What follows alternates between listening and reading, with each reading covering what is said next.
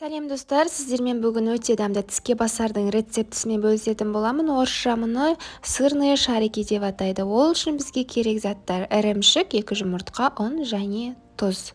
Ең әуелі күштен өткен ірімшігімізге тұз сеуіп, барлығын жақсылап араластырып аламыз.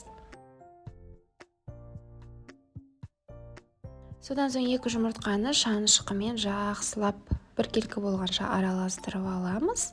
Жаңағы ірімшіктің үстіне құйып, енді тағы да барлығын жақсылап тұрып араластыратын боламыз. Ең соңынан барып, қазір ұнды салатын боламыз. Содан соң тағы да барлығын бір-бірімен жақсылап араластырып аламыз.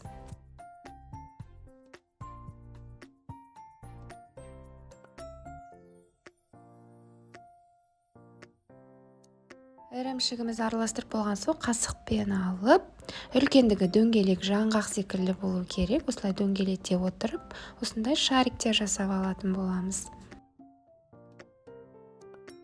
Барлығын дөңгелетіп болған соң, ұнға осылай малып алып, сілкілейміз. Біздегі артық ұндары түсуі керек. Барлығын солай жасап шығамыз. Енді қызып тұрған майда екі жағын аудара отырып, қызарғанша шариктерімізді пісіріп алатын боламыз. Мінекей осымен біздің тіске басарымыз дайын. Жасалуы оңай, дәмі де керемет. Сіздерге міндетті түрде жасап көрулеріңізге кеңес беремін.